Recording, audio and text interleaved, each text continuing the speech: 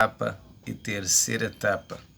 Nós vamos falar hoje a respeito do arrebatamento da igreja e dos seus sinais. Quais são os sinais cumpridos para o arrebatamento da igreja?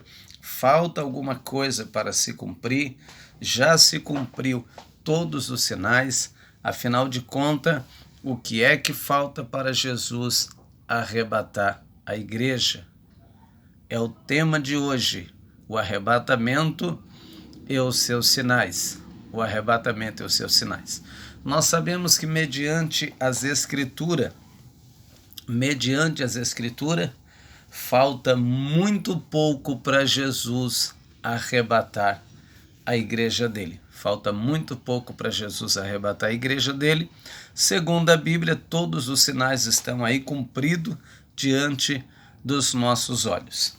Deus usou o profeta Ezequiel para dizer o seguinte, que nos últimos dias, Deus traria o seu povo para a sua terra.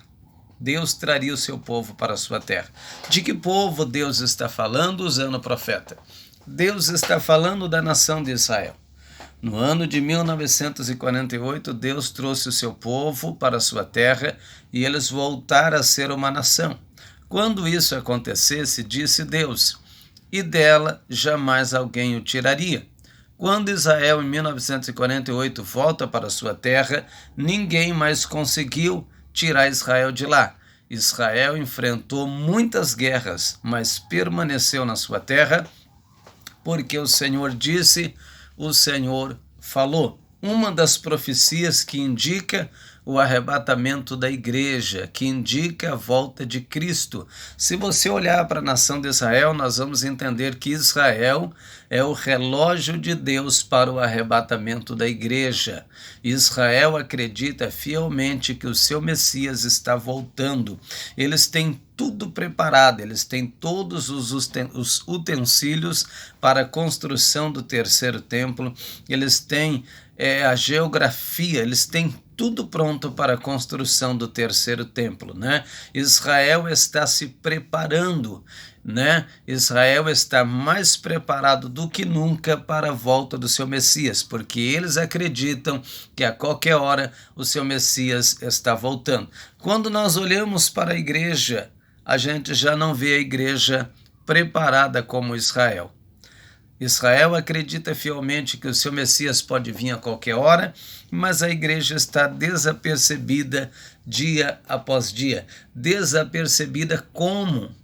Como está desapercebida? Pela condição de vida que a igreja vem vivendo. É claro, graças a Deus, não falando de todos, né? Mas da grande maioria que vive uma vida de glotonaria, uma vida errada, uma vida envolvida com o mundo.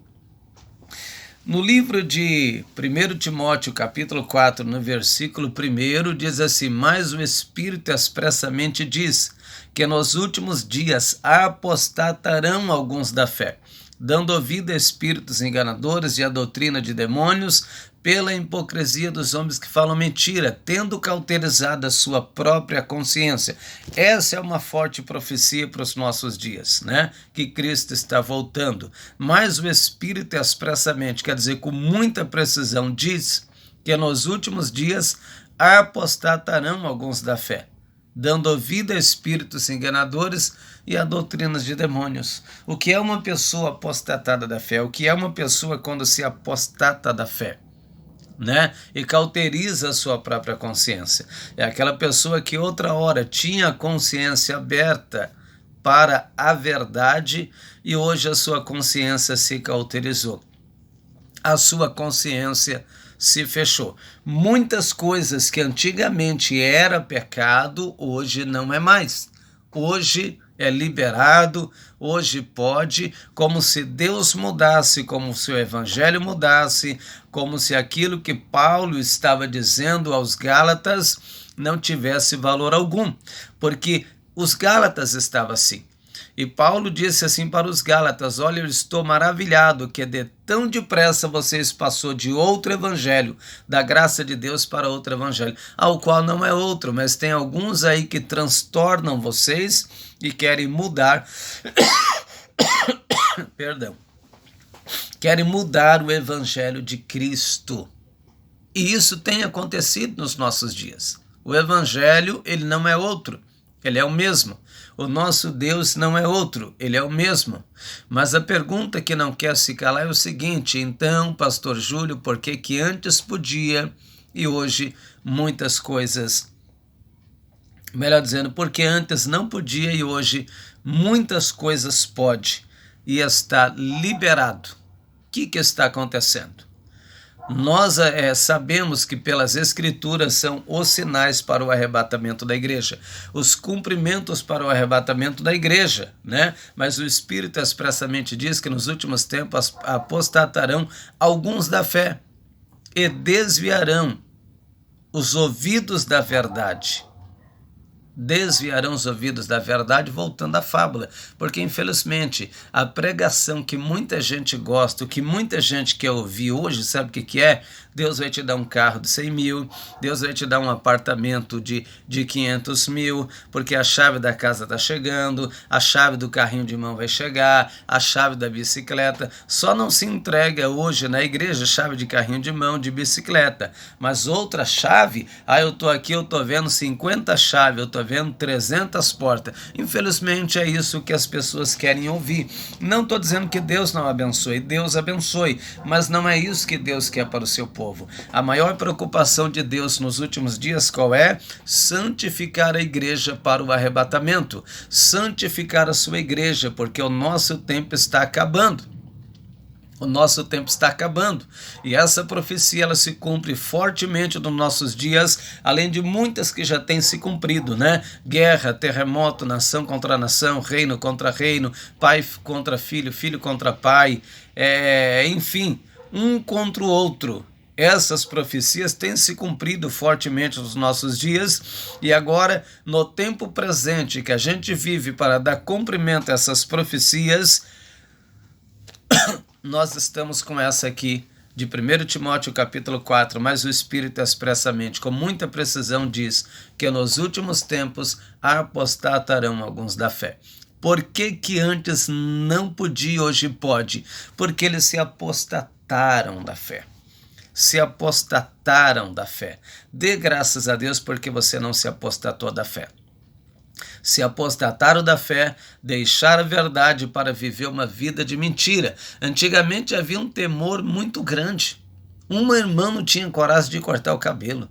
Uma irmã não tinha coragem de pintar o seu cabelo. Havia um temor muito grande, enquanto aquilo que eu vou agradar a Deus, será que a minha calça, a minha saia, será que essa roupa está agradando a Deus? O cristão antigamente, quando ia na loja comprar uma roupa, ele olhava, ele pesquisava, ele observava, não, essa saia não é legal, eu sou uma mulher de Deus, não, essa roupa não é legal para mim, eu sou um homem de Deus, não, esse corte de cabelo não combina comigo, eu sou um homem de Deus. Havia esse tipo de temor ao qual não há hoje mais nos dias que nós estamos vivendo. É a profecia de Timóteo, capítulo 4, versículo 1, que está se cumprindo. A apostasia nos últimos dias. A apostasia nos últimos dias. Nunca se viu, tanto segundo, terceiro e quarto casamento como se vê hoje. A pessoa casa a primeira vez, a segunda vez, a terceira vez, nunca se viu. Antigamente, raridade se via isso aí. Hoje virou uma normalidade entre os cristãos, entre os pastores, esse tipo de coisa. Então, irmãos, essa profecia se cumpre. Isso quer dizer que o arrebatamento da igreja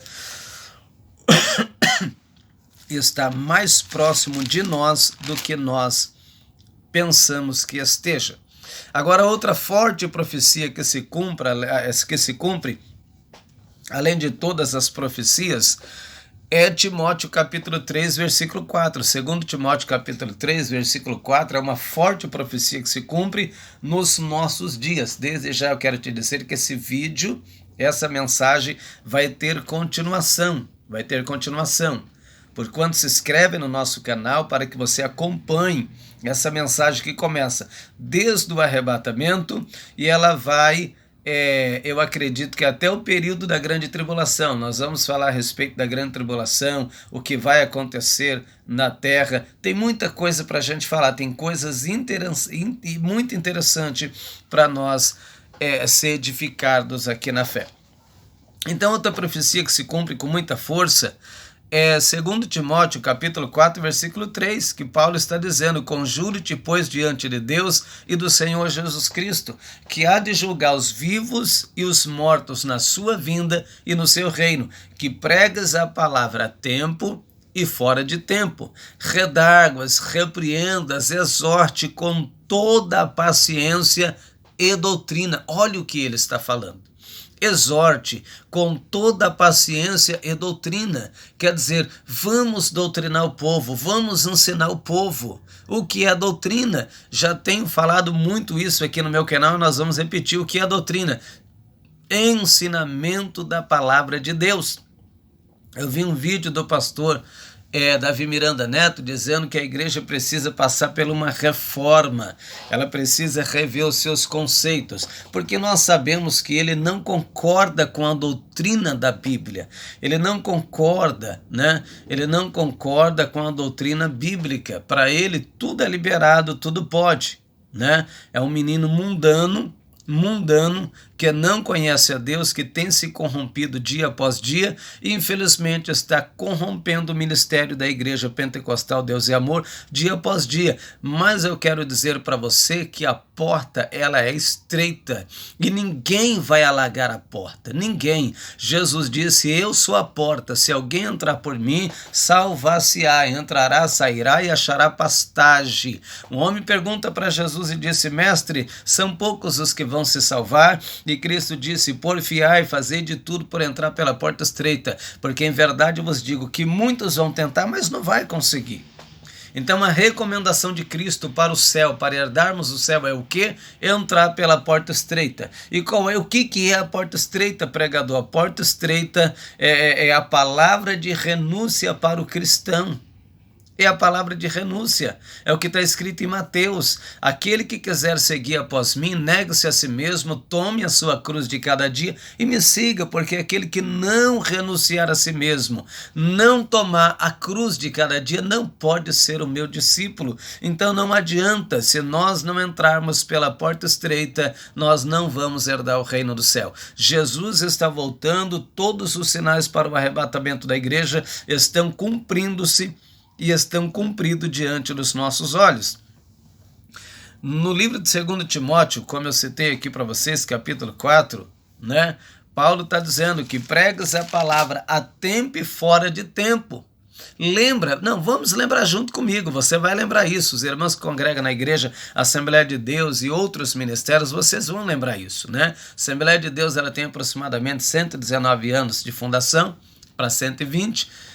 Deus é Amor tem 60 anos de fundação, Batista e outras com muito tempo, que são as mais antigas. Mas vamos falar da Assembleia de Deus, Deus é Amor. Como que era um culto de doutrina antigamente na Assembleia de Deus e um culto de ceia?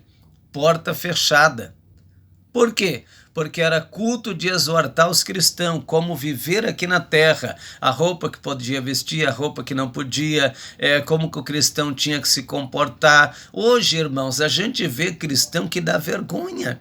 Mulheres que se diz cristão com calça comprida apertadinha, umbigo do lado de fora, piercing no nariz, seio para fora, sainha curta, saia apertada mostrando as calcinhas por trás. São cristãos que dá vergonha, que envergonha o evangelho. Agora, por quê? Quem é o culpado? São eles?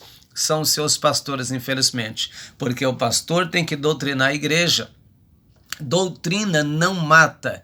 Palavra de doutrina, palavra de ensinamento não mata a igreja. Quantos pastores dizem assim: não, você vai matar a igreja com esse tipo de pregação? O que mata a igreja, sabe o que é?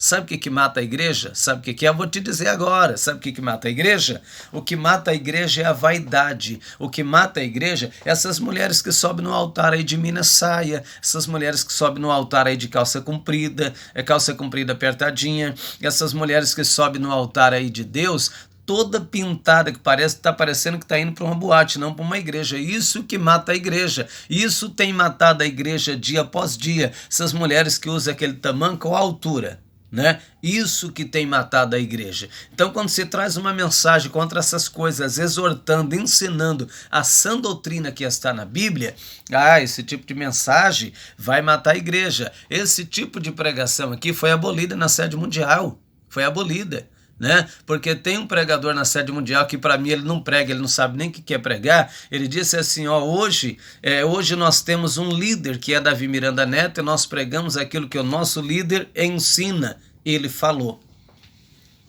Eu não tenho que pregar aquilo que o homem ensina, eu tenho que pregar aquilo que a Bíblia ensina e aquilo que a Bíblia me manda pregar. Que pregas a palavra tempo e fora de tempo, redáguas, repreendas, exorte com toda longanimidade e doutrina, porque vai vir um tempo em que não vão sofrer essa doutrina. E o tempo chegou, meus irmãos. O tempo chegou. Eu me lembro nos cultos de doutrinas, os cultos de doutrina, como é que era? A igreja era lotada, só se falava como o homem e a mulher tinham que se comportar, se vestir, a igreja era lotada. Almas mais pós almas se convertia a Cristo, se rendia após ao Senhor. Era multidões, os nossos batismos era gigantesco de tantas pessoas que se batizavam. E hoje como é que está? É uma vergonha, porque chegamos ao tempo em que a sã doutrina ela está sendo desprezada.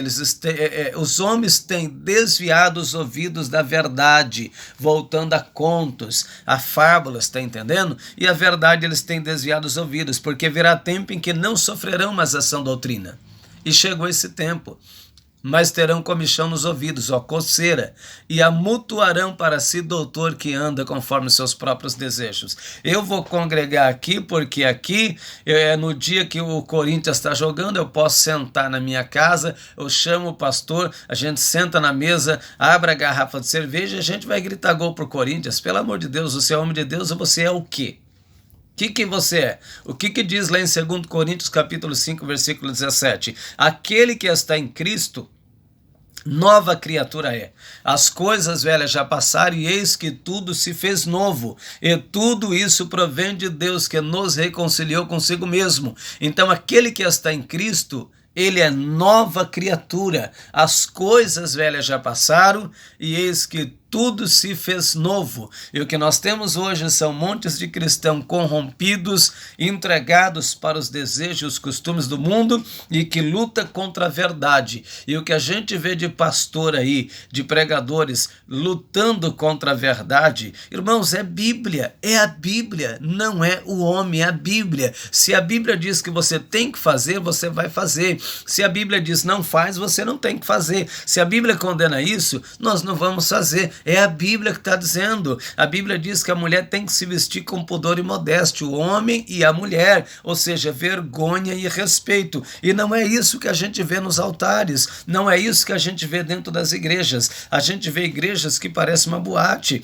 As mulheres vão para a igreja, mulheres cristãs, com um toco de saia. Quando senta lá na frente, tem que colocar a Bíblia para cobrir, porque senão dá para mostrar lá as calcinhas, as peças íntimas. Tem igreja, que nem aonde eu congrego, tem igreja que eles colocam no primeiro banco da frente, eles colocam um tampão, um pano na frente para tampar, justamente por causa disso, porque mulheres que se sentam com um toquinho de saia, se o pregador estiver pregando, ele tem que olhar para cima, porque se olhar reto, ele vê lá o fundo das calcinhas de quem está sentando. Cadê o respeito? Cadê a vergonha?